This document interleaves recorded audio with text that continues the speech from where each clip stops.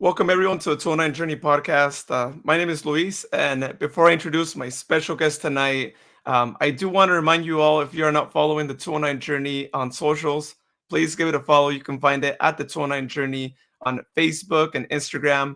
Instagram, I'm going to say it again, but I'm trying to get to 1,000 followers by the end of the year. So if you can go follow that page, if you haven't yet, if you can share that page with your friends, tell people to go follow it, that would be awesome. So that way I can meet my goal here by the end of the year. And I can share more stuff on the stories as I have been. So if you haven't seen the stories yet on Instagram, check them out anytime you're able to, because I like to share whatever my guests have going on too. So that's your way to find out if there's like local events or maybe a new product or new baked good being offered by one of my guests. You can actually see it there in the stories. So I tend to share quite a bit. So you'll definitely be informed of like what most of my guests are up to there on the stories. Again, that's at the 209 Journey on Instagram.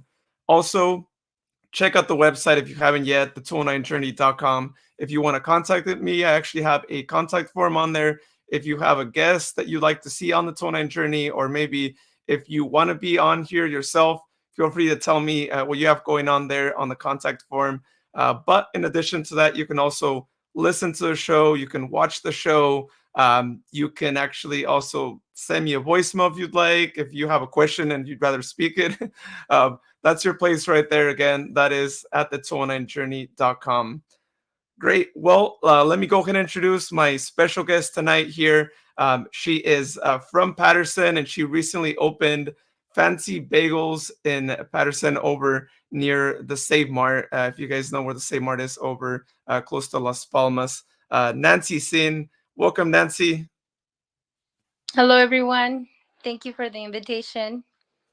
Yeah, thank you for hopping on here. It's really awesome to be able to talk to someone else who is from Patterson, because I think I've only spoken to like two other people from Patterson, and I'm a little biased because I grew up near Patterson, so I'm trying to get more guests from the place because I know it's grown a lot. So it's really nice to be able to talk to you about the new business, or relatively new business, right? Yes, yes, most definitely. Yeah, Patterson is growing, and I think it just by the minute, like it continues to grow and grow and grow, and it's a good thing. It's a good thing for the community. I think for some people might not be so great because they're used to the very small kind of town closed environment, but then things change, and then it's always evolving. So I think it's a great the Yeah. growing. Oh yeah, no, it's crazy. Every time I go back there, I can't believe it's still Patterson. I feel like it's a whole different place now. But it's really great. I'm glad that people don't have to make the trip out here like I used to back in the day, back to my hometown, because it's quite the the trip to come out here when you could just stay local and support the local businesses, and not have to go out of town. Exactly. Yes. Well, before we talk about like the business and all that, I want to hear your story. I know you were telling me that you were born in Guanajuato in Mexico, and you moved out to Patterson when you were 15. So tell me more about how your journey was from Mexico to the 209. Well, at that age for me, it was more like an adventure. I wanted to move to a new place. Um, I, I don't know. I guess I just seen it kind of like in like a movie kind of thing, dream. And then once I came, then I realized that all that was not happening because first of all, I didn't speak any English, so I when I went to school and all that stuff, it was hard because you didn't understand. I probably got like F on all my classes because I didn't understand anything. So when I first came, I actually came to LA, which is nearby Thousand Oaks, something like that. That's where I lived my first year, and it was tough. It was very tough because we live in a garage. That's literally where I went to live right when I came, and in Mexico I didn't think that I had such a like we had our house, I had my room, I just had my 15, like party, and I don't know, it just wasn't. And then it was a big transformation. But then it was like the only way to really be together, like the family, because some of my family was there, some of my family was here, like brothers and dad, and then me and my mom alone. So we had to come together at some point, and then coming here was the only way. So but yeah, I think from the get-go, I it was okay. Like just the first month I was kind of like you know but I got a job right away, like a month after I came. So that job kept me busy and learning English, because nobody had a car, so I had to walk to work every day after school. So it just kept me busy, and then it was like a Chinese restaurant, so all I did was kind of like focus on learning the fruits, the veggies. I made a couple friends that spoke English and Spanish, so I it was kind of like that way. But then I moved here to Patterson, and then it started all over again, because again I didn't have a house yet, or now we kind of were staying at places and just making new friends again. But I had a lot of when I moved here, and even then I felt really welcome, because I was on ESL classes, so many of these kind of kids were in the same situation like me. So I didn't really feel like an outsider. I was just kind of part of their class, their community, and learning. And to be honest with you, all the teachers were very welcoming, or like because there was so many, they were so used to it, you know what I mean, to that. So I think it was it wasn't too bad until I started kind of getting to make friends, because when you come and you have no friends and everything is like boring, and you don't, you have nothing to do, but you start working, you start making friends, you start, from school, it's getting to be busy, and then you don't think of certain things that you left behind, I feel like. Oh yeah, no, it definitely helps to be able to talk to others and and feel more welcomed, right? So I'm glad that that's how they were. And I mean, as someone like I just mentioned, someone like myself who grew up basically in Patterson, right? We were just talking Yeah, about it. Wesley Patterson, it's all just one place essentially. But it is a community where you do have a lot of Spanish speakers. I mean, I was like one of those two that was also having to take ESL, and that's the good thing is that being in a community like that, you're going to feel welcomed. And I'm glad that you moved to the right place and you didn't move anywhere else where it wouldn't maybe feel the same way. exactly. Yes, yes.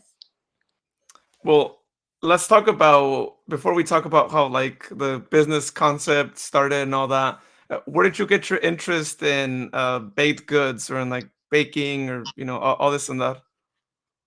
Well, I actually, I have a thing for, like, people say that I'm kind of like, my mom says, I'm just kind of like crazy, and I just go do whatever I want. Like, I really just, if I get an idea, I'm just gonna go for it, and I really don't care if I fail or succeed. Obviously, I'm looking to succeed, but I'm one of those persons that it's like, if I don't win, I'm still at the same place where I started. You know what I mean? I'm not losing either, because I'm like in the same, you know what I mean? I can only make myself better, if Mm. anything. So before I started I have kind of been as self-employed for a few years now. I would say about no, like 10 years now. So I haven't worked for someone in about 10 years. Um, my last employer was Target. So I worked for Target, and I had a lot of other jobs before them, but that was my last employer. Since then, I became an entrepreneur. So I started selling clothes at the flea market. That was my first venture. So I bought a bunch of clothes, and I rented a shed, the ones that they have there, and I opened a boutique there. So that was my first job, not working for someone, and making a living out of it, and just myself. And then after that, I attempted to open a boutique on J Street and on G Street in Modesto, and that one was kind of like, in a way, a failure, because he didn't make it. But it was a tryout shot because whatever I did to build that helped me in my businesses later on. You know what I mean? Like all the mistakes that I made there were mistakes that I didn't repeat anymore because I knew what went wrong and the things that I did, in that place.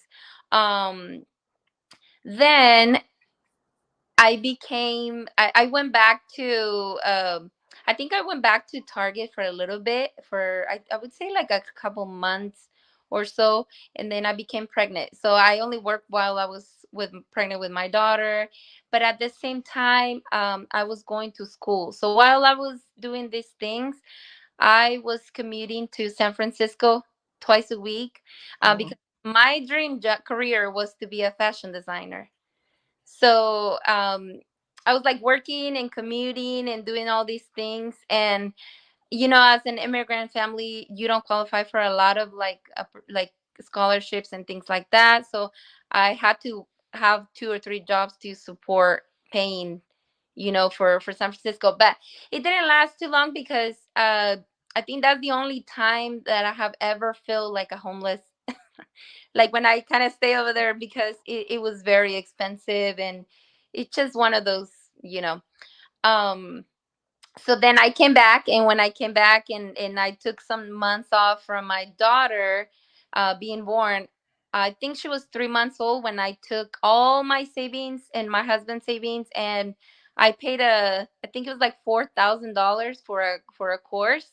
It was 3 days for I don't know if you heard about it before, but it's microblading, like eyebrows, like eyebrow tattoo, lips tattoos. It's pretty popular nowadays, but it was like a tattoo. This is back in 2017 when I took mine. And I remember that when I took the training, I was advertising. I haven't even finished the training. I didn't know if I was going to be able to do it or not. And I already had appointments booked, all that stuff. So that's how I started on that one. And that was my career for 8 years. So until now, I basically gave up that career to start Fancy Bagels because it was an idea. But um, I feel like that career. I'm still like debating if I'm gonna come back or not. But that career definitely taught me a lot because it's like it was all about like for that career because it's work with my hands. It's like how much dedication are you going to put into your craft to make it work, to promote it, to do these things, which I started in Modesto. That's where I actually worked for about 4 years, and then the other 4 years was here in Patterson. And it was actually called Fancy Permanent Makeup. So Mm. fancy it's and then the boutique was also fancy related. So like every business that I have had fancy included in the name. So and then but yeah, I think the for that I really thought that it was gonna be something that it would become like an academy. That was my next step for that one, to build an academy on teaching how to do that. But like I said, I'm kind of crazy. I went to Miami for a competition. I won second place in the whole United States for the eyebrows on my category. But it got to the point where you weren't feeling it no more. You know what I mean? Like I feel it, but I didn't feel like serving customers anymore. I feel like being a teacher, like sharing what I knew. Like I feel like whatever I have accumulated through the time, it was not being shared. You know what I mean? So I wanted to become kind of like a trainer, a teacher, but was a little bit discouraged, even though keep in mind that I had just one. Like I knew I could do it. Um, but it was just one of those things where I was like, you know what? I'm gonna promise the universe, my God, whatever, I won't touch any eyebrows until I complete Fancy Bagels.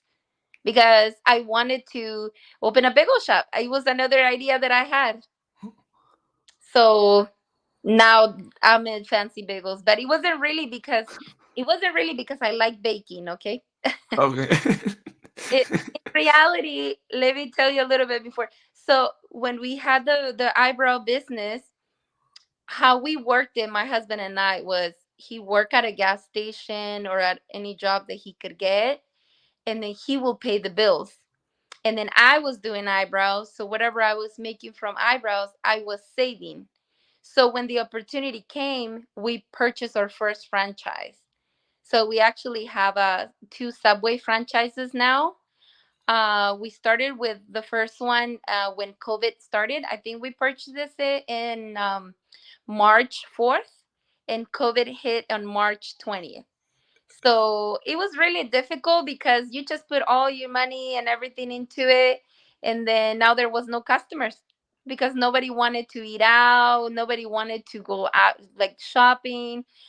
But at the same time, we see it more like a benefit in a way too, because whatever we were selling, we weren't paying employees. We were by ourselves. He was working open to close, and that's what he was doing, you know. And then for me, I had to shut down also because we couldn't do any personal services. No haircuts, no, none of that stuff. So it was more like Subway, and it made it through because, and mainly I think it's because it was inside Walmart. That location was inside Oh, Walmart.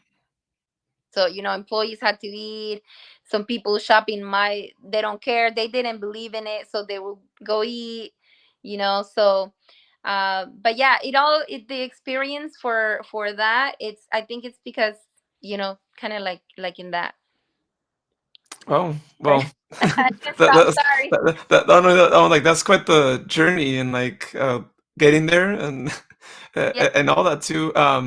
But I think it's something good that you said, right? That like you can like you might not do well in one business, but it gives you that learning for the next one because you start out with nothing, right? So it's a great way to like talk about that and just mention what you're saying there. But uh, yeah, no, that's quite the journey to get to to where you're yeah, at now. But I do think that I mean, with that academy that you talked about, like opening, that would be. I mean, I'm not like too familiar with all the different ones out there. I know there's a few here in like Modesto, just like beauty schools, but to have one in Patterson, I think could be like just a really major thing to bring people from like around the areas to like go there and you placing second place and all different things that you could teach there and all that. I see why you want to get into the teaching side because there really isn't that much going on, especially like so specific to what you're doing, right? Because yours is more specialized more than like a broad like beauty school. So yeah, exactly. hopefully you can open it. And to be honest with you, it's like, for example, I mean, I have always had the food background because my parents in Mexico, they have always worked in the market, like in the mercado. That's what their job was their entire life. They sold food in there. So I grew up in the market. I grew up in the business, like commercial kind of stuff. But I always like beauty. I like fashion, things like that. So it was kind of like something that I enjoy because he had to do with like beauty and fashion as well too. Um Now, this kind of trainings, I don't have nothing really against, like, like going to college and stuff. Of course, it's like that's where you go for like your careers and stuff. But I do believe that having a vocational training, like for example, let's just say I just graduated from college, right? Let's just, I mean, not college, from high school. So I go in because I like beauty. I feel like I enjoy it. And I took a training, for example, with microblading, right? And if it's something that you can do and stuff, microblading will allow you to start working and do something while you're actually making money to pay for your college. Did that make sense? So like you're working and you're producing, and yet you're going to school. You get what I'm saying? Like Yeah. and then if you like it and it's what you like to do, it's not just about microblading. It could be about um I don't know, maybe you like to do AC units, like, like you like to fix ACs. Well, you fix ACs, you're making money, and then you're paying for your school. You know what I mean? Like you're investing what you're earning as you go.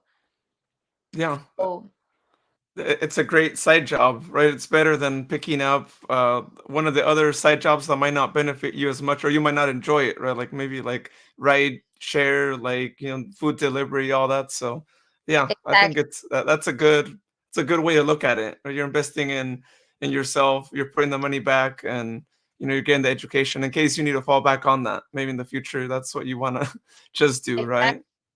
And it's great for like moms, that the reason why I went in there in the first place was because I just had my daughter, and then I didn't want to do like any commutes, any set times, you know what I mean, like 9 to 5, or well, actually I was working at Target for the longest time, and I had to go in at like 5 in the morning, 4 in the morning, and it was all the way to Livermore.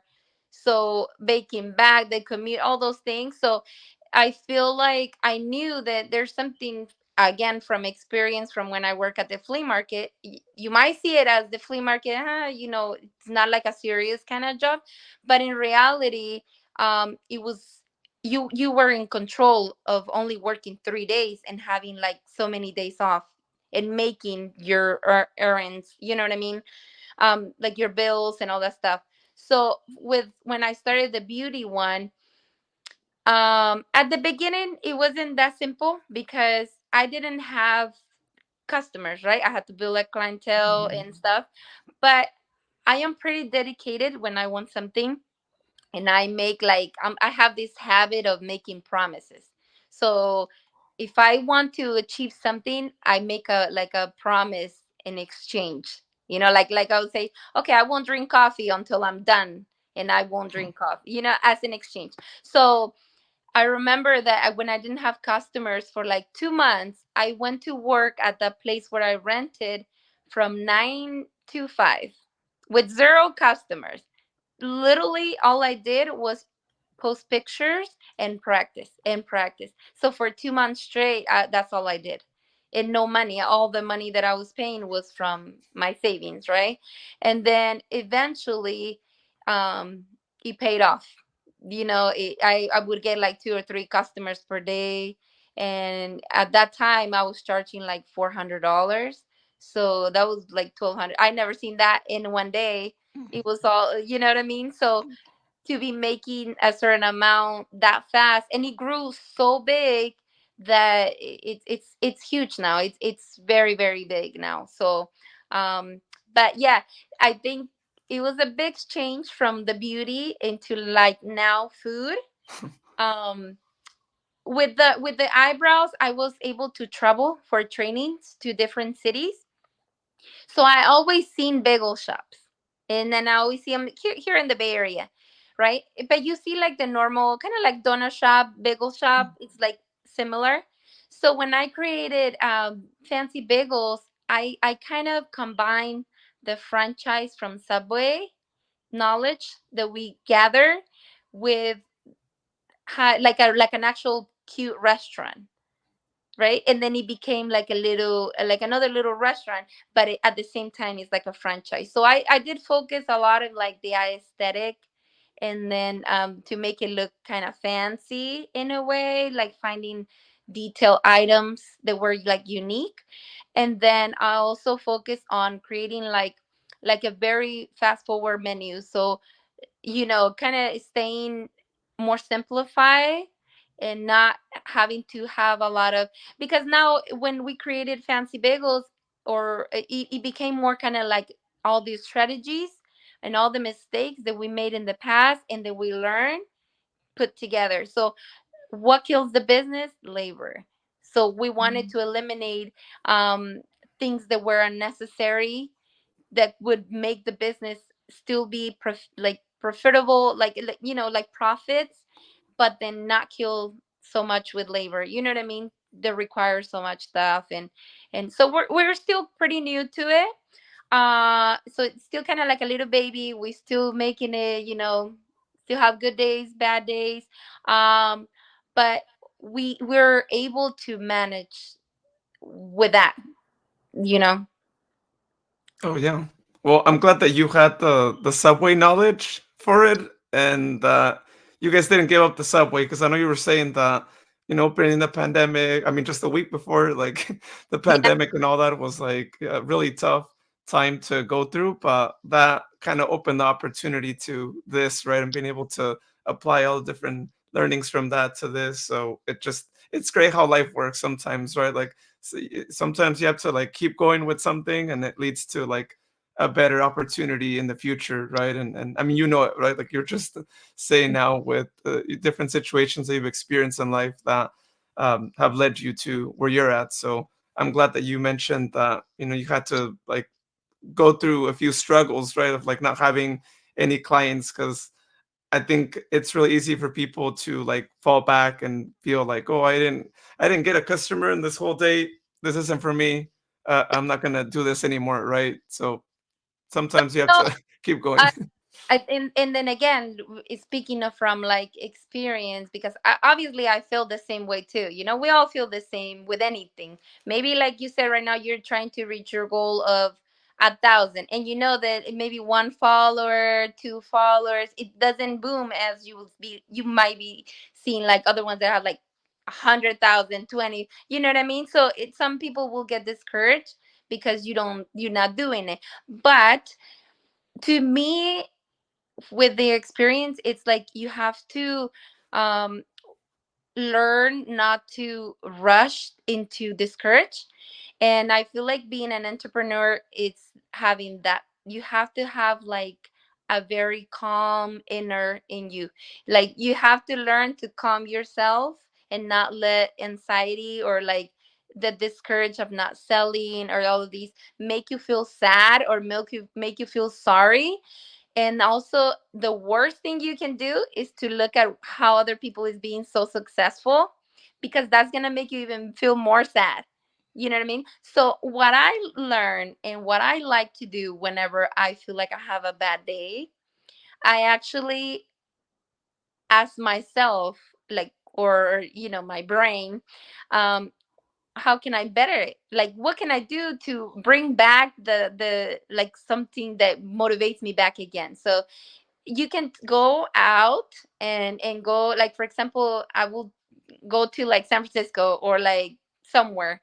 I'll go out, I walk around stores, I look around, I see where it's crowded, I see where it's, and I want to get the vibe. Like I want to get inspired on what they're doing that it's making it work. You know what I mean? So we have to think, you have to be ahead of the game all the time. So how do you know what's working? By going out to the field and see what's working. You stuck inside of your shop, you're not gonna know. You know what I mean? Looking in social media, you're looking at things that might not be real. Maybe you're looking at something that was popular at that moment and it was like viral for them. But where's the other 95% of the people that sells the same thing as that thing that went viral? You know what I mean? So I feel like you just gotta, the minute you lose that motivation that you had the first day you started with your project, you lose track, because that's when everything starts going down. You have to maintain it always. So think back and be like, okay, well, if I was a customer, what attract me to come here in the first place? The vibe, right? The view of the place, this and that. And then what's another thing?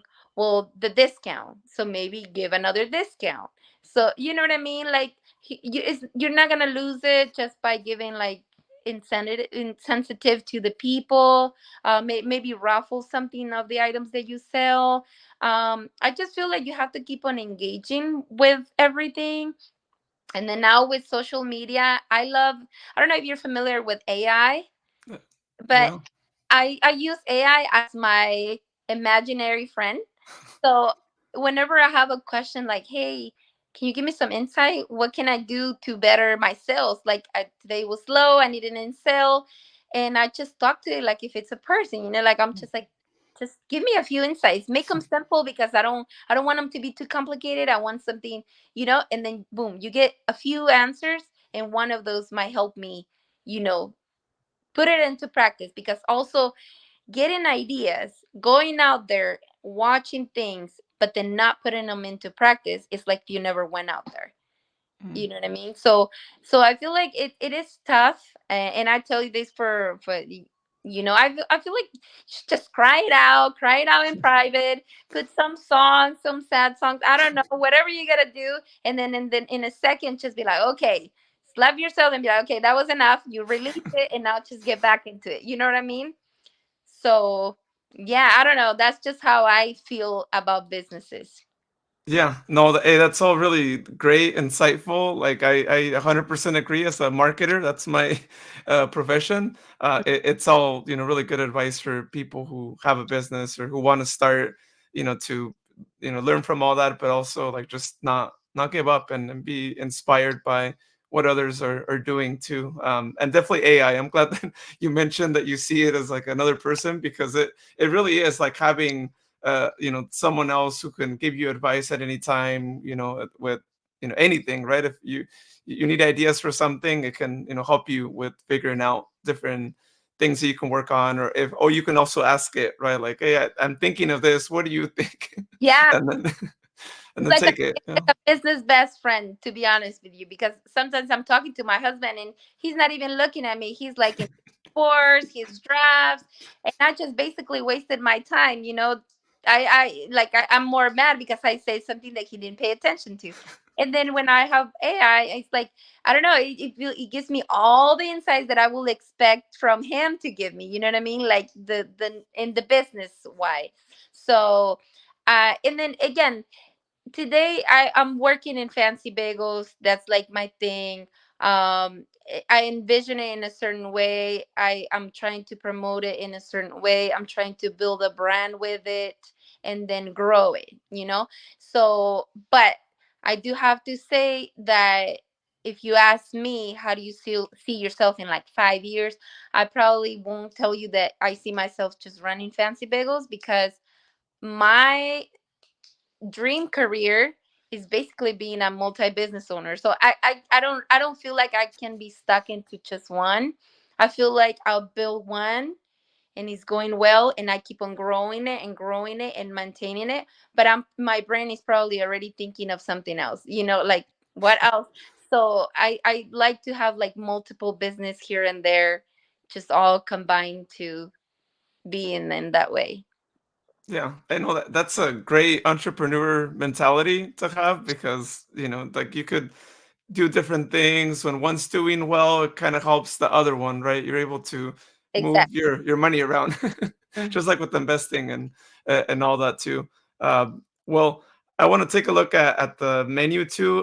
For those of you actually watching on the video, I'll actually be sharing here the Instagram page, because I think it's great that you guys took a picture of the menu, so people know what to expect when they go there. Or if they're like me, it's always nice to be able to like see what you have on the menu, so that way you can already know what you're going to order, so when you get there you don't have to like waste too much time trying to figure out what Yeah. you want.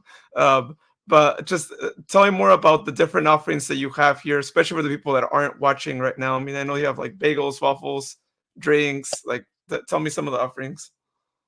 So basically for the bagels, like I said, when I went out to like places and stuff, I feel like they were more like a little bit dry, like you just dip in ketchup. You know what I mean? Like a bagel. Normally you'll just use ketchup to it. So I wanted to make more like a juicy sandwich, kind of like a juicy bagel. So I added like a different sauce options. So you basically, once you come in, let's say you're coming in to get like the fancy bagel, which is our top seller. Why? Because he has more of the all the meats and the cream cheese. It's like a little bit more fuller. And you build your bagel. So we're gonna ask you what kind of sauce would you like. We're gonna ask you what kind of veggies would you like, what kind of cheese. So we have a lot of options. By the time you build up your bagel, if you added like, we have customers that add for all sauces, all veggies, and like their cheese. So it doesn't look like a bagel anymore. Now it looks like a burger.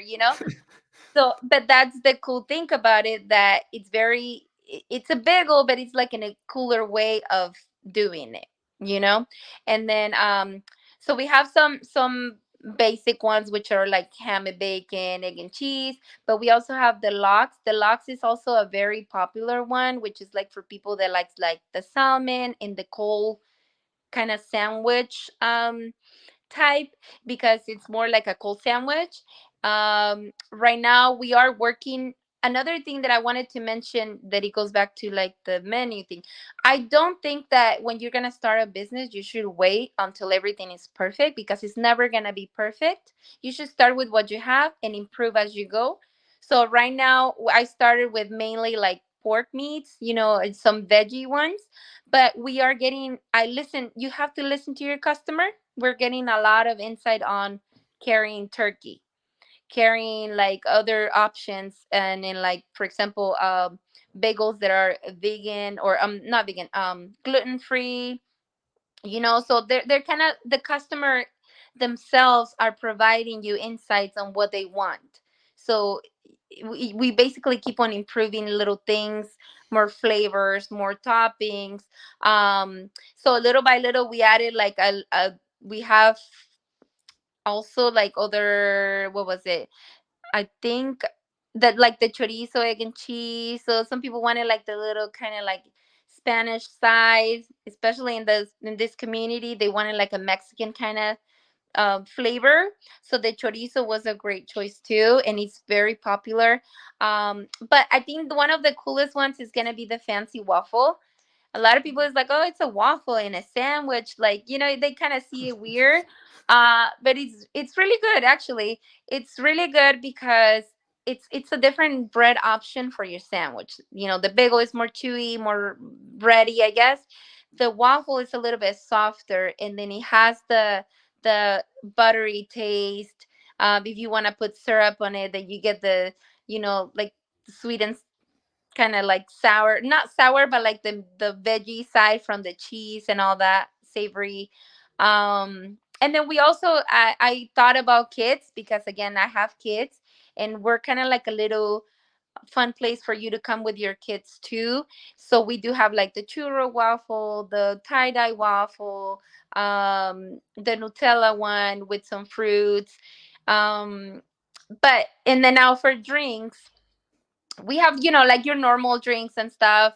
But we did decided to add, by selling all these kind of like carbs, we added a healthy drink. So our fresh juice is probably one of our top sellers. It's just like a blend of all fresh fruits, and then we pressed it right there as you order it. And I think it's one of those things that for some people, you eat a big bagel, but then you drink your fresh juice, and it's kind of, it kind of blends. Now you're doing like a little detox while you're eating unhealthy food too, So yeah, definitely. And then again, you gotta stay.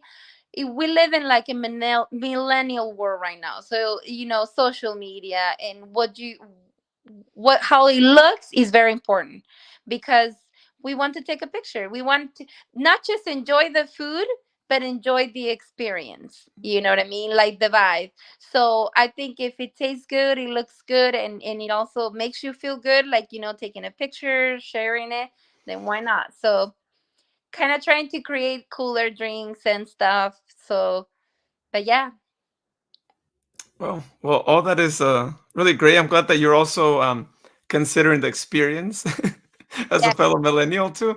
I know how important that is too, and there's a lot of places that like I've been to that could use like a refresh, and I sometimes wonder the same thing. Right? It's like why? How do they not get the insights from the customers? And sometimes it doesn't really require that much like money to be Mhm. invested. It's just like, hey, like change your menu and you have these like free tools you don't have to spend. It's just your own time trying to do it, or someone who can help you with that. So I'm glad that like you put a big emphasis on the menu and the options, and it's really great to be able to like see your drink being made, like you were just saying, the fresh juice, because a lot of places don't always do that. You just order it and then you just get it, and you don't actually see them actually doing that. And I think people really appreciate to be able to see the juice being made there and there, and not maybe like a juice that was made a day ago, or maybe in the morning and you got there like later on in the day. So it just I think it's a great way to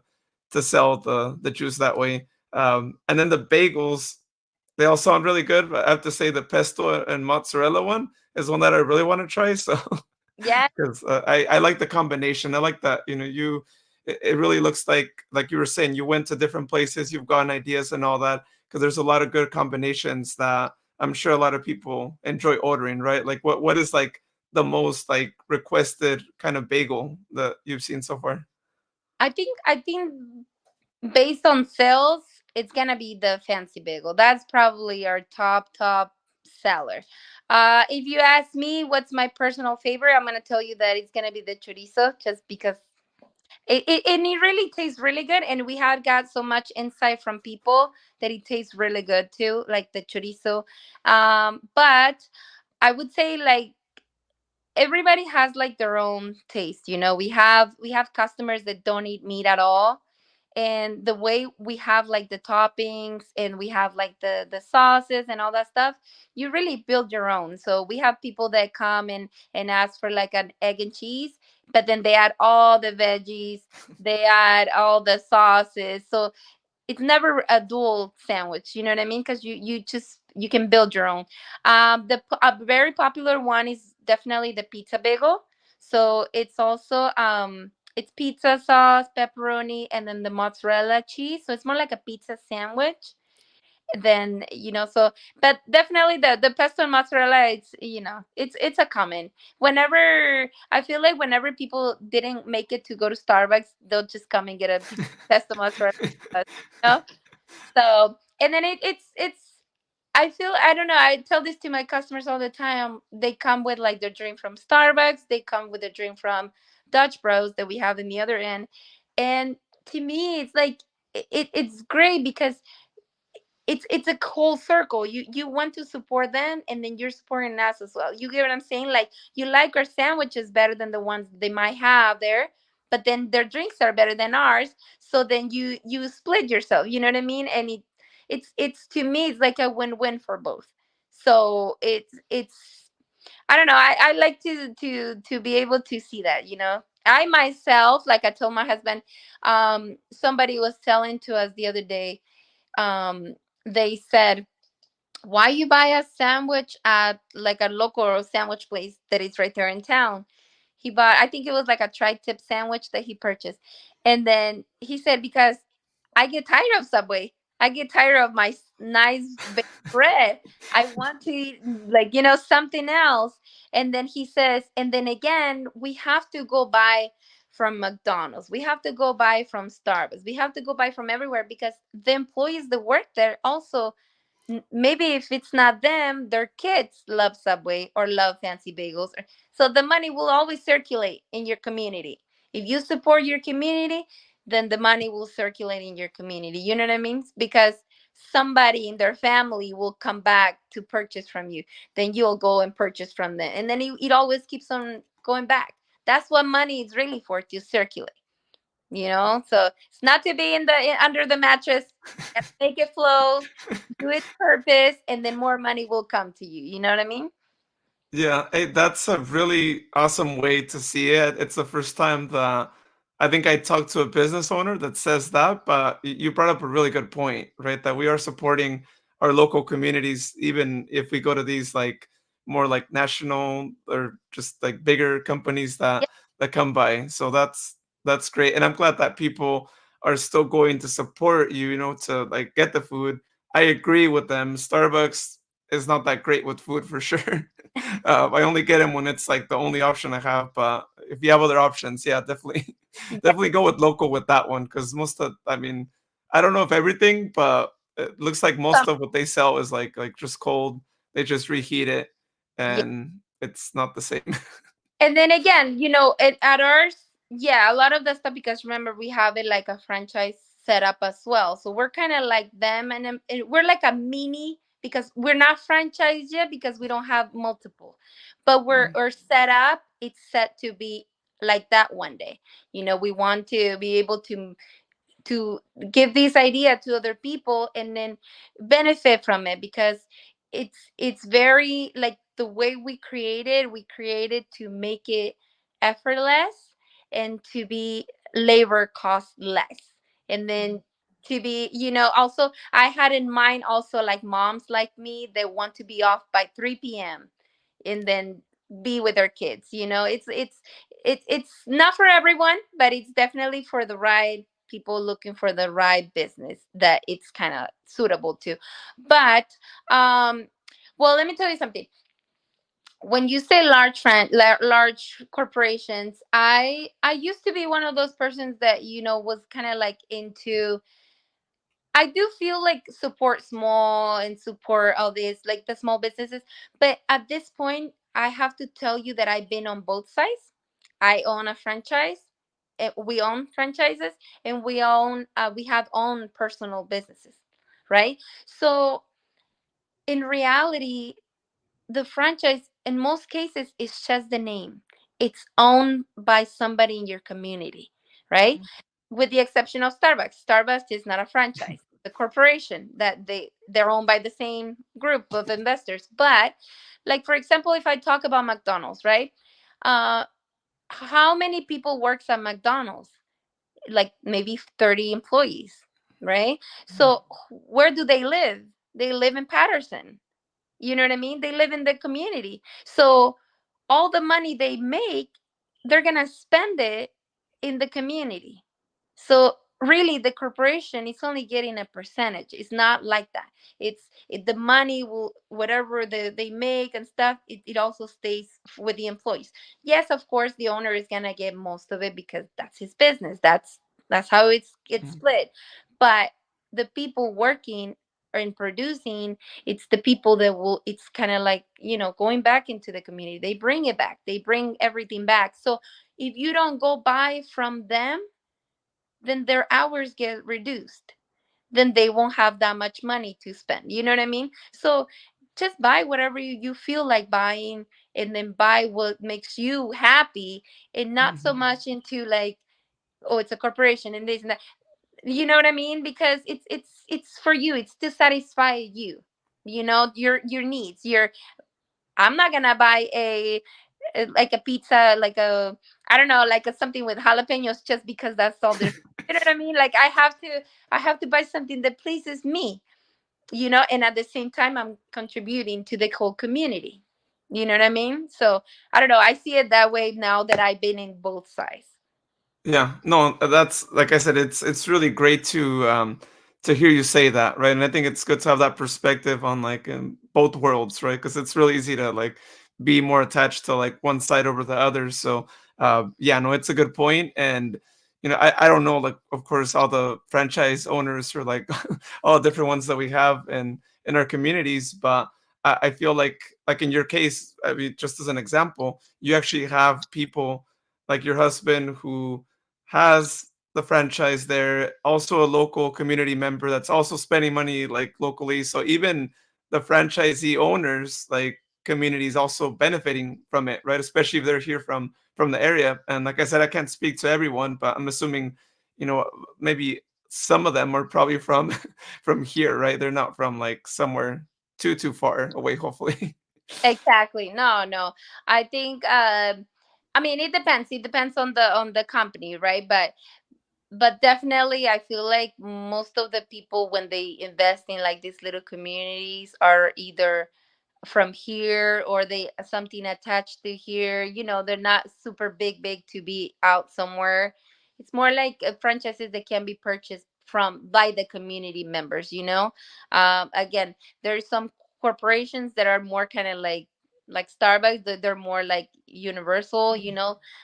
But like I know McDonald's, I know like different like any fast food kind of that you see, most of them are owned by either someone locally around here, or unless it's like an investor with different chains. Like there is some groups that have like 10, and then they own like 10, and it's like a group of people and like that.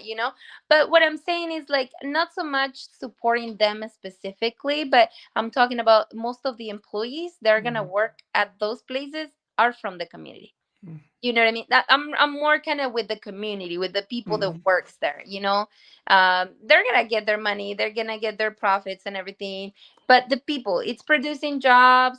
Producing jobs is like it's one of the key things. I think when I opened the applications for Fancy Bagels, I probably got 150 applications. Oh wow. Yeah. So it tells you how much people is really looking for. The only problem is that a lot of times the times they don't match with like what they're looking for. I'm just looking for like part times. Like I said, I go back to labor. We do watch a lot labor. So I do feel like labor can kill your business. So you have to have a lot of control, and then by having control, it actually allows you to oversee your business, because I work at Fancy Bagels almost like every day. And then my husband works at Subway every day. And then he comes sometimes here, but we're always involved in it. Yeah, we take vacations. Yes, we take days off. But for like probably 90% of the time, we have some type of involvement into it, like work. Everything is basically, we have to see it, because if you're not, I don't know, it just makes things more smooth. You don't lose control, you know. Oh yeah, yeah. No, you have to have control always, right? Because you never want it to go out of hand and all that. And even when it turns into a franchise too, even more so, right? You have to make sure that the image is intact and that you don't have uh, someone trying to sell something else that others don't offer. I think who was it? I think McDonald's offered like pizza, or like some location offered like something else, and it was like way out of hand. So yeah, it's something to keep control of always. Exactly, yeah. And then again, we keep on growing. Like right now, when I open with what I had and how I could open, because it took me. Now if we go back to building it, um keep in mind that we got the franchises already set up. They're already, like, they have a plan into how to do everything. We didn't for this one, so we have to start from scratch. So health department, the city, all those things were like setbacks every single time. And but at the beginning, I think I used to be more kind of like, oh my god, they're so picky. Mm. But then I realized that it's like everything. It's like, you gotta go by the books, and the way by going by the books doesn't mean it's, you might just get discouraged because you're paying all this rent and you're not open. But it's actually for the good benefit of your place, because every single thing they have, it's, or a requirement, it's really to benefit your place. You know what I mean? It's really, there's a way why they want certain things in a certain way. And then I learned that a lot with the tattoos. Because like with tattoos, you deal with blood and things like that. So you have to get shots yourself as an artist, so you won't get infected by people, that because you don't know them. You know what I mean? You can put other customers at risk if they come and then somebody was infected with anything. You know what I mean? So all those things also take place into the food, like the temperatures, the walls, this is not properly cover at nighttime. This is, you know what I mean? Like the temperatures don't match. So all those things, really, we think that we know everything, but we don't. Mm. There's always something we don't know, and then you learn as you go. So thankfully, after 9 months, I was able to open. And to be honest with you, I feel like it was not really a setback for me.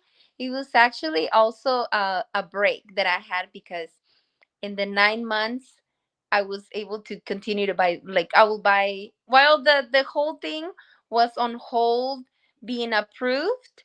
I was buying. I had time to really buy every single item that I put in the place. So, like, from the chairs to the decorations, and taking the time to really build it also as I wanted it. You know what I mean?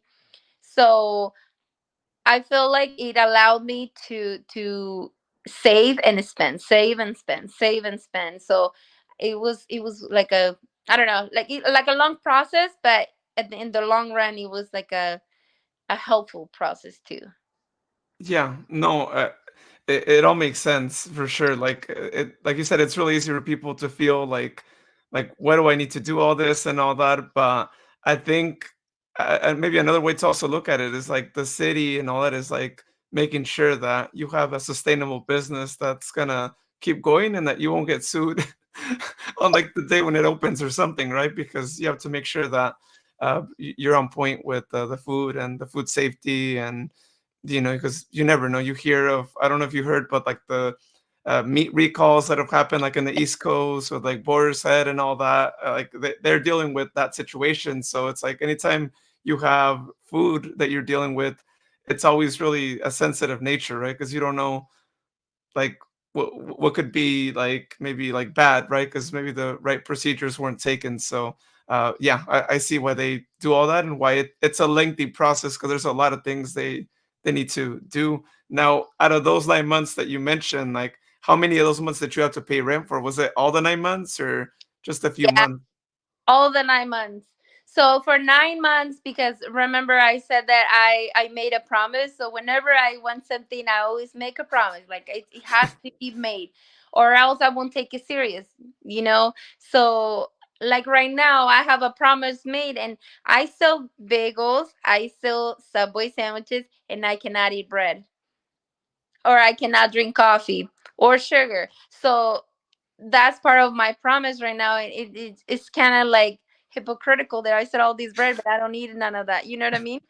So, but that's because it's difficult for me because I really like to eat the food. I gotta make it very like a sacrifice, you know. So when I decided not to do the eyebrows and I give up because where Fancy Bagels it's now, that used to be my shop for the eyebrows.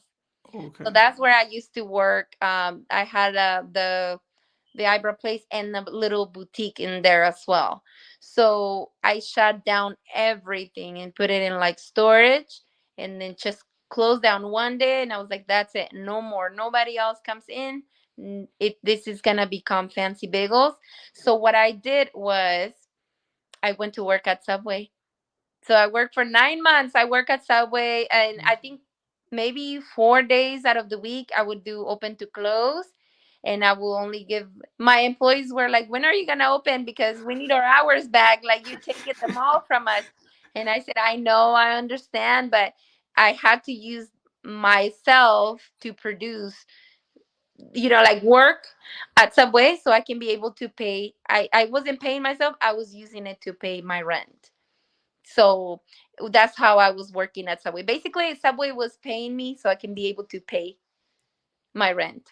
And that's how that's what I said, that whatever I was making little extra or so, it will just kind of going back in there, back in there, back in there. And just I'm like a person that you might tell me that it will cost me $200,000 to build something, but I'm gonna tell you no, I can build it for way less than that. You know what I mean? So because again, it's just you don't know. Something you don't know. There's always something you don't know. And the minute you find out what it is, or you find that there is more options, you're able to do those things. You know what I mean? But again, patience, that's all I needed when I was building this. Patience was like, but I'm very patient. Yeah. Oh, yeah, yeah. No, I could I could tell, and it's a good thing, right? That's why I say patience is a virtue, and waiting 9 months and going through all that is a lot for sure. And not that many people take the sacrifices, but the sacrifices end up like paying dividends at the end, right? In the future, you look back and you're like, if I hadn't done this, then I wouldn't have this, right? And like you said, one thing leads you to another, and this leads you to your next business and what the next thing will be like, right? So it's nice that you have that progression and that you stick with it and you don't, and you find ways, right? I mean, working that time and Subway helped you actually like pay for that. And it's nice that you have that option, right? That you could do that and especially while you were trying to like just put away everything and like you said just like pack it all up, change it all up. Like just tell me more about what that was like because you go from having a salon to a place where you sell food, and I'm sure it's like a lot of machinery that you have to add and the counters and all that. All that happened in the 9 months, or like how was the journey from when you closed Um, down to doing all that? you know what? When I finished with Fancy with the project, I was like, damn, I should have done this. You know what I mean? Like now I see things because I went through all this construction and all money this that I pay for these things, and I was like, I could have just asked for a door here. You know what I mean? Like things like that that I knew I should have just asked because it was already there. Like things like that. But you know what? I envision Fancy Bagels in a certain way to work with what I had, right? So the counter, I was not like building a million things. No, I just simply designed accordingly to how it was. So the counter, the door, everything was drawn by me on a piece of paper. And then from there, it just escalated later on to be in actual plans. You know what I mean? But the same picture you see on a paper is the same thing that reflects the actual plans. So most of the time, I'm a very impulsive person. Is that how you say it? Yeah. So you can tell me red, and I'm still gonna tell you no, it's black. And we can go by like, because you know what, I have learned that when you tell me no, do it red, it's gonna be better. Later on, I don't like it. I knew I should have got black. You know what I mean? Like it's just not what I wanted. I got what you wanted. You get what I'm saying? So, Hmm. and I learned this also from, I'm telling you, everything goes back to other businesses. I never allowed people in the unit where I did the eyebrows, like in the room. They always wanted to bring a friend. And this is very important for business too, okay? It's like a tip in beauty, but it's a tip for business. Uh, They wanted to bring a friend to see what they think of the design, to give insight. The insight would be for what the friend like, not for what's suitable for her or what she likes. The friend is talking about her liking, how she likes to see things. But this is for you, for your face, what looks good on you and what makes you feel good. You know what I mean? So I made it in a policy that nobody's allowed. And then it that will save me so many headaches and stuff. So now when it came to the design, nobody's insight was allowed unless it was to how to build something. Like maybe they say, okay, well, if you want it like this, then we're gonna have to break the ground to go and then this and this. It's cheaper if we go around this way. It didn't change my design, they just changed the way they were gonna build it. You see what I'm saying? But how I seen it, it was how I wanted it, and that's how I got it. And then right now, like I said, little by little, it's gonna keep on improving because now, right now, I'm already thinking of how I'm gonna decorate outside for like the seasons. So like Halloween, Christmas, and then I already have, which you'll probably see maybe later on if you stay kind of in touch in the page, what I'm creating to make people want to come by and take a picture, because it's all going to come to that. So, and I'm going to go for it. I'm going to go for it and I'm going to build it because I already seen it. I already saw it in my brain. And I already know that if I seen it somewhere else, I will want to go sit and take a picture, and I use my kids a lot. My kids are my guinea pigs for everything. I make them try the food. I make them try the pictures. I make them look at things. And if I don't see them liking it, then I know that people might not like it. You know what I mean? Like I uh, use them as advisors.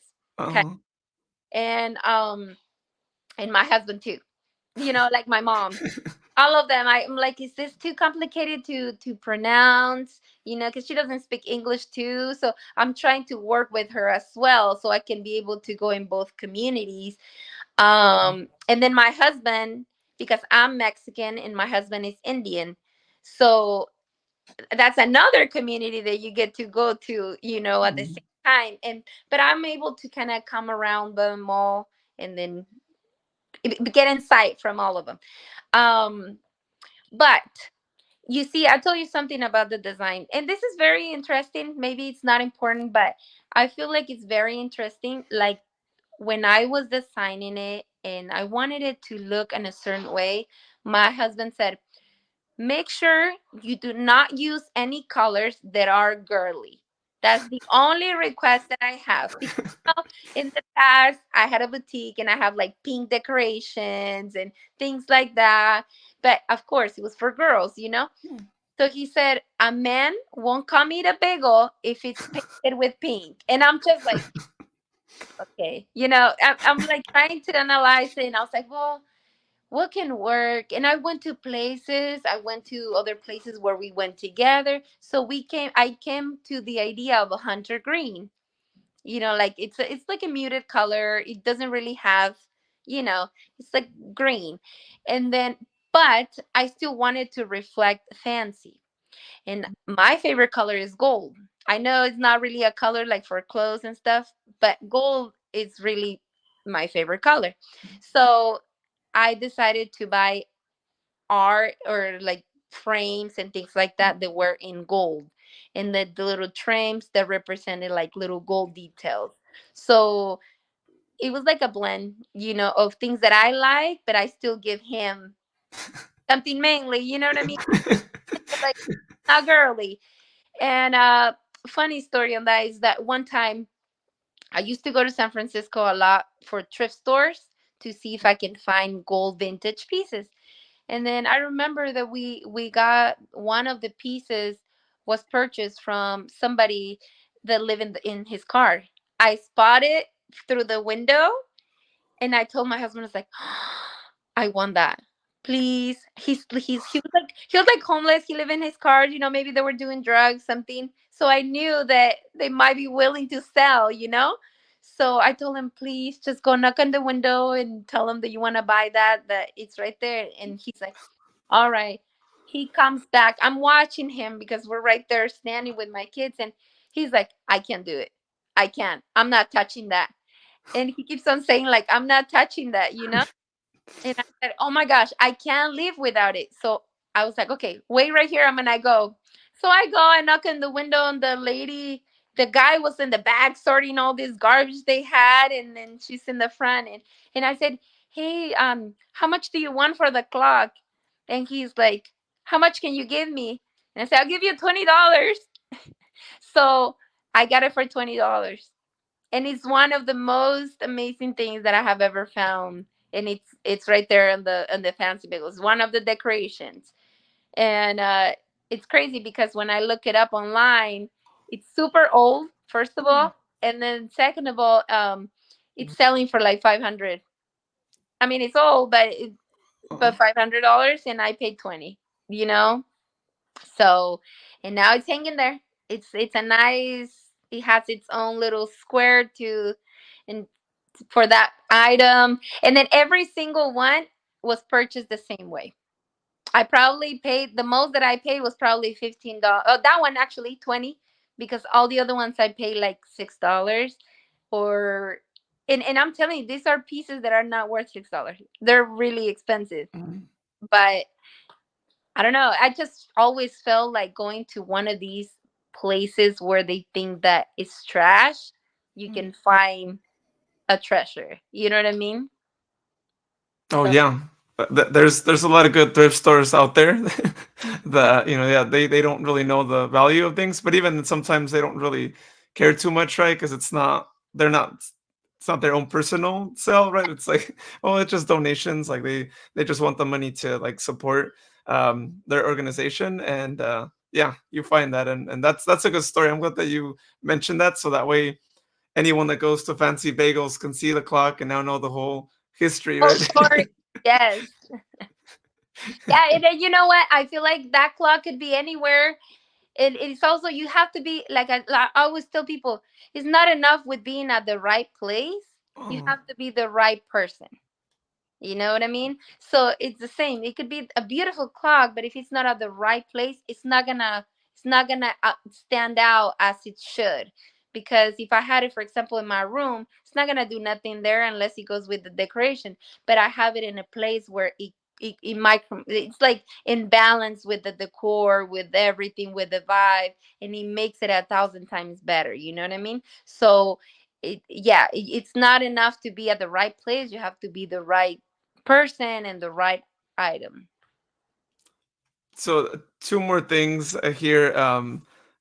One thing I know you mentioned, maybe you mentioned the 5 years from now, it's not so much that you just want to focus on one thing. You want to do multi businesses. So, like, what's your entrepreneur goal in like the next 5, 10 years? Like, what do you see yourself opening next? Well, I actually still have everything for my eyebrows, and I still have a lot of stuff for my boutique. So my husband is like, just get rid of everything. But that's him. He's like that. He's like what do you call it? He's my motivational. Whenever he says throw it in the garbage, I know it's a gold mine in there. You know what I mean? Like that someone's trash is someone else's treasure. So one of my goals is to reopen a shop, like a salon, but this time I would like to build units specifically for tattoos. So a lot of girls struggle with having a place to work. Like, where do they actually do the tattoos? Go through all these permits that the health department requires. So I want to be that solution to them. I want to open up my salon, or like the shop, the academy, but you can not just learn from there, but you can actually rent a station and work there. It's a place where it's approved, it has the permits, and then you're ready to go, and at affordable price, because you don't want to be um somewhere where it's huge but it's only you working. You know what I mean? So it's a good way to start. So that definitely, I have everything still from my salon, and I will rebuild that again. And then from the boutique, I might think if I will do probably in like a location, if I can find like if it's something that I still want to do, but definitely online. I'm gonna do the online boutique because I have a lot of stuff, and again, I like clothes. It's like a hobby to me. Even if it doesn't become a business very big, I have it's a vision that I have, and it's a vision that I already tested. Like I said, I go out and I watch the expensive, I watch the medium, and I watch the cheap. And I already know how it's gonna work, you know. I just need to do it. Now, I'm gonna tell you something that you know not a lot of people think of. I guess, I don't know. I guess you really have to know what you want in life to know where you're going. So I really want to be a multi-business owner. I don't want to be attached to one thing only. I don't think I was born to work at a company for 30 years. I don't, it's just not me. I like to go here and then go to the next and squeeze it as much as I can and then go to the next. You know what I mean? I don't have attachments to it. So if one day I feel like it's not working and I got to let it go, then I have to let it go. But for the most part, I would like to have multiples in a different places, because a little bit from here, a little bit from there, a little bit at the end of the month accumulates and gives you that you're looking for, instead of hoping it only in one place. You know what I mean? um which is the same as me. I work, my husband works, my mom takes care of my kids, then we become a team. So when it's time to split the profits, we split them as a team. You know what I mean? Because even though she doesn't work, she's doing one of the best jobs by watching the kids so I can work. You know what I mean? So it's all in the same. And I don't know. I just feel like when I wanted to do eyebrows, I realized that I work with my hands. I realized that if you if I wanted to become a millionaire, I can't do it just from making eyebrows. I could probably make it by being a trainer because it's more money, but not from eyebrows, because how many people can you really do in a year? I would kill myself if I was working like so many, back problems, all these things. So you can only make a certain amount of clients in a certain time. So the money, it's kind of like it's never gonna exceed something, because you can increase sales. in a way to escalate them. You know what I mean? Now, if you have, for example, Fancy Bagels, you start with one, and then you can every year you can open a new one, a new one, a new one, a new one, a new one, and you don't have to be there. I don't Mhm. have to be the only one making the sandwiches. You get what I'm saying? Now Mhm. you train people to do what you do. And then yeah, with the eyebrows you can probably train people, but because it's more like a personal service, customers don't like to go. It's like you don't go to other barbers just because he was trained with him. You'll Mhm. go with your barber because that's his hand. You get what I'm saying? So for me it's like creating multiple working capitals. That would be my thing. So businesses producing, and then simplifying them. I don't want them to be too complicated. I want them to be able to manage them, and having my husband with me, he's also good with that. I'm good at creating them, and Yeah. he's good at running them. So once I'm ready, I can step out and he runs it. And then I go do another one and he runs it. So Mhm. more giving more work to him, you know? Hey, but I'm glad that like you have a team that supports you, like you mentioned earlier, because that's really the key to success, right? With anything that you do in life is having those around you who can support you. So I'm glad that like both of you complement each other well, and that.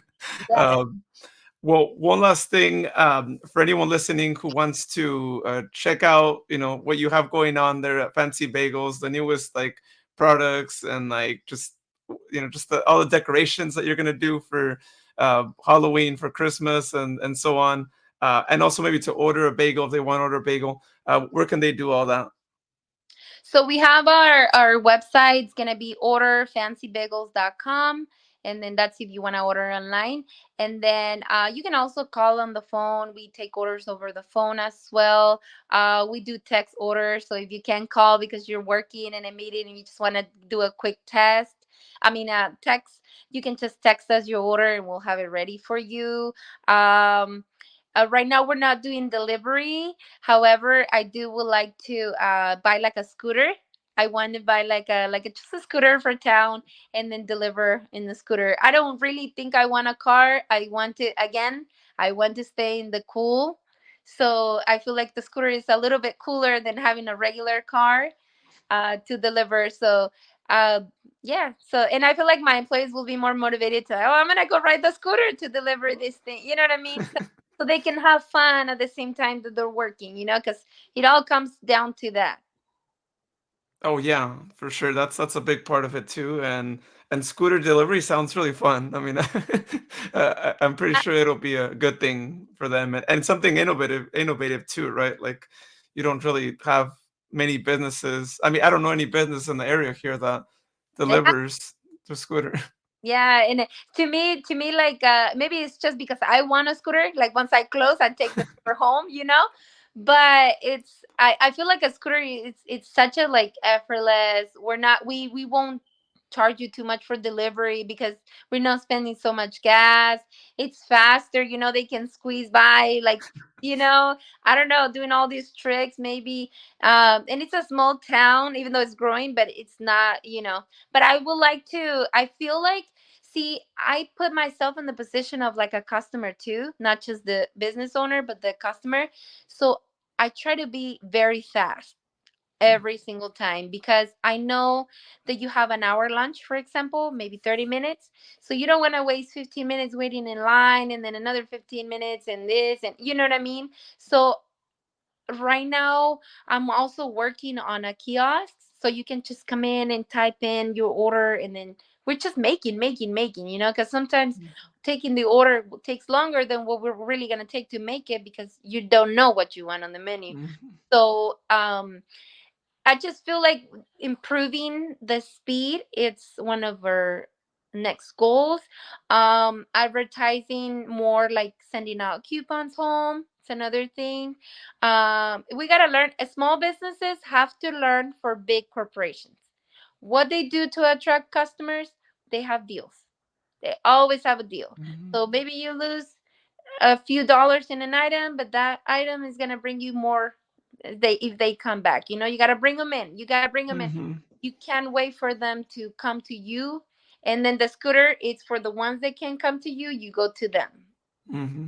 You gotta go look for them. You gotta be available. That's what you need. And then so that's kind of what I'm trying to incorporate to Fancy Bagels right now, where I can I just didn't know that I needed a very license for the scooter.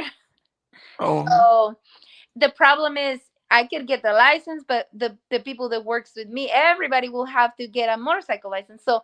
instead we're probably looking into just adding like electric, like Um. bike or something like that, just to make it more easy. And then you can actually be on the sidewalk, so it's even faster, you know. So Yeah. yes, Yeah, that's a good alternative if the other one's a little like complicated there. So that's great. No, no, this has been really awesome. I mean, you've mentioned so many like good advice for like anyone who owns a business or people who want to start a business. I feel like they're just gonna be so motivated. I'm motivated to start a business, and I don't even know what yet. yes, um, but it's really helpful to be able to like hear all these things and hear it from someone like yourself who like again you're not afraid of like failing at anything. You know that failure leads to success, and sometimes you just need to hear it from other people. I think it's easy to like read something about that or see like a motivational quote, but when you actually hear someone, especially someone like yourself who already has had businesses before, still has a business right now, I think it just hits people differently, because you're actually hearing it from someone, not just reading it. yes, so yes, so yeah. yeah.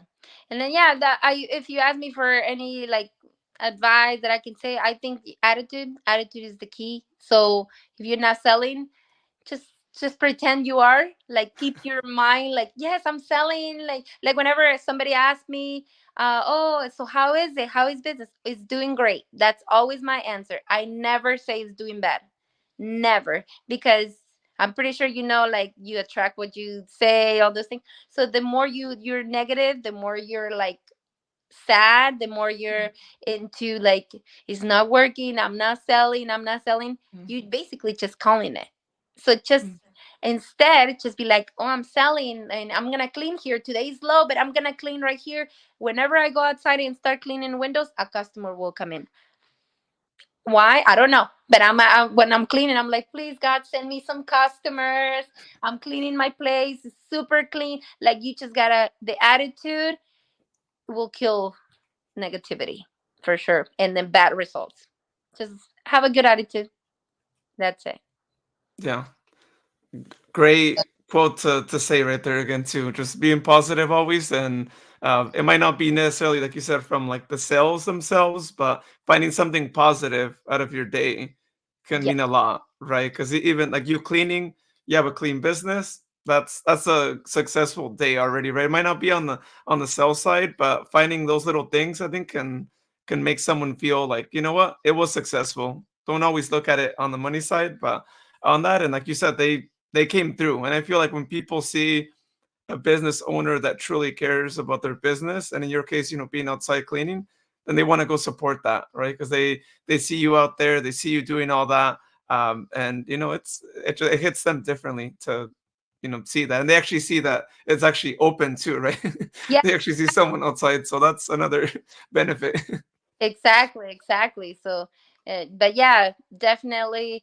Um, it was awesome. I was a little afraid. I was like, "Ah, I don't know if I can talk. I have been put in spot a few times, like when I wanted the competition and stuff. But um, it's been kind of interesting. But yeah, if you ever want to check out my page for that one, it's still open. I'm not sure if I'm gonna come back soon yet, but it is called Fancy Nancy PMU.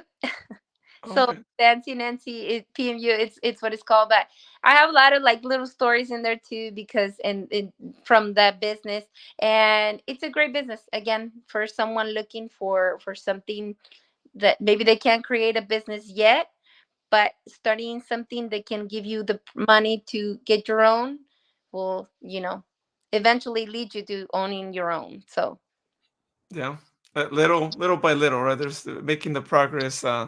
can get you there. And again, hopefully people have been inspired by hearing your story and what you had to go through to make this happen right now, and be able to have Fancy Bagels be a thing right now. So um, cool. Well, Nancy, thank you again for being here on the podcast.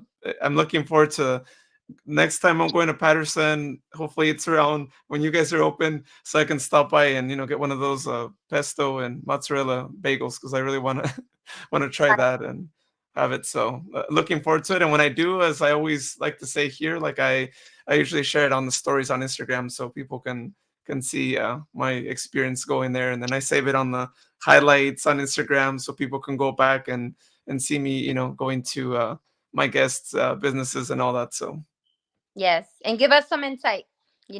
Anything that you see that can be improved, we always appreciate insight. oh yeah, for sure. I'm always here to share my thoughts on things and share ideas, because I just like yourself. I also have ideas going on all the time. I'm like, oh, they could do this, they could do that. So I'll send you a message when if I think of something or I see something, because I like to like share what I see from other businesses that aren't from here. So we Yeah, get things here too. So exactly. Perfect. Well, thank you so much again. And then I really, really appreciate the invitation. And then I had a great time. well, once again, thank you to Nancy Singh for being on the podcast here. Lots of insightful knowledge. Again, if you were trying to open a business, or maybe you have a business already, or heck, even if you don't have a business, I think there's a lot of things that are applicable to your own like personal life here. So great advice. Thank you again, Nancy, for sharing all that knowledge and all that. It's really great whenever we have a lot of things to share. So that's why we had to keep this podcast episode a little bit longer, because whenever you're sharing great things, then I'm like, hey, keep going. There's a lot of stories to be told here. But one more reminder, y'all, here in the episode, if you haven't followed the social media pages yet, please give them a follow. You can find it at the 209 Journey for Facebook and Instagram.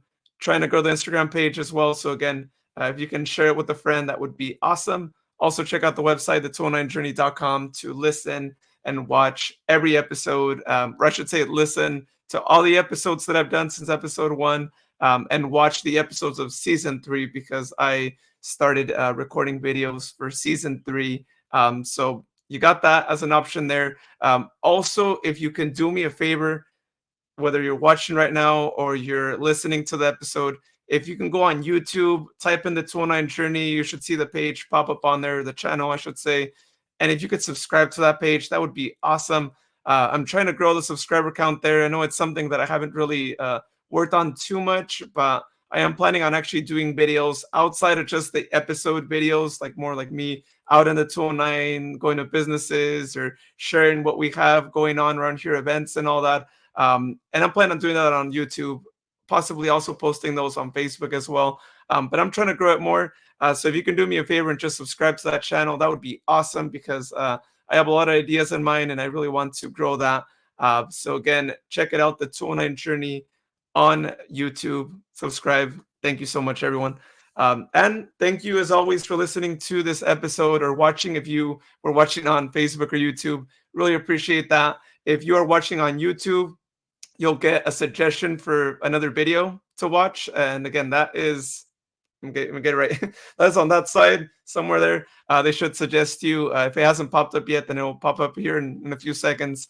And if you want to subscribe, actually, it's on the other side. You'll see the logo pop up on there sometime. If you just scroll to it, or if you're watching on your phone, you should see it pop up there to subscribe. And so that's a really quick and easy way to, to subscribe as well. But I hope everyone has a good morning or good night whenever you're listening or watching. And you'll hear me next week here on the 209 Journey podcast.